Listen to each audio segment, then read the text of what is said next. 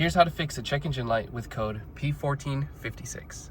First step is to open your gas cap. Then remove your gas cap and inspect the O-ring. So now you want to inspect your O-ring for any cracks or damages that isn't allowing for a proper seal. And as you can see, I have a split in my O-ring here, which is likely the cause of this check engine light. So we'll grab a new gas cap to throw it on and it should solve our issue. I got the brand new gas cap in, and I opted to go with an OEM Honda one because I've read many reports from others mentioning they've had an issue with their check engine light coming back on from using a generic one. So I opted to go with an OEM Honda one just to avoid any headaches from arising in the future.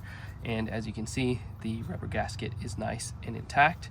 And this part in particular is for a 2004 Honda Civic, and part number is 17670 S5A A32, and I found this was significantly cheaper on Amazon rather than buying it directly from the dealer. I'll provide the link for this part in the description below.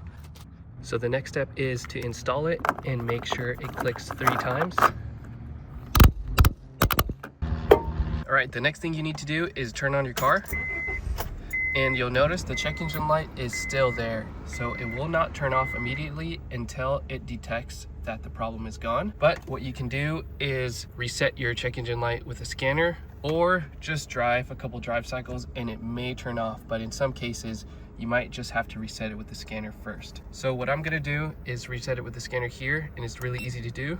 All you do is select the button to read the code. And I got this scanner for about 35 bucks, and these are pretty inexpensive. You can get one for about 30 to 50 bucks. And I'll link the one that I got in the description below.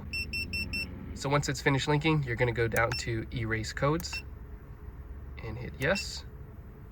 And just like that, your check engine light is gone and the code is erased. Now, to verify that you actually fixed the problem, you're going to need to complete a couple drive cycles to set your monitors and make sure the code doesn't come back on. And if you're also going to be doing a SMOG anytime soon, you're also going to make sure all your monitors are set before going in for the SMOG check. To check your monitors, hit this button here. Once it finishes loading up, you're going to be looking out for these red X marks to turn into these green check marks. And these will happen once you complete your drive cycles. For these ones in particular, sometimes your car's not equipped with them, so you don't have to worry about those. And what we're going to be looking out for our particular test is this EVAP monitor, because once this is set and the check engine light doesn't come back on, we can verify that the car is not detecting any issues or any leaks with the EVAP system. So I'll keep you guys updated once we complete our drive cycles and these monitors get set. All right, the EVAP monitor has set and all the monitors are ready to go, and the check engine light stayed off.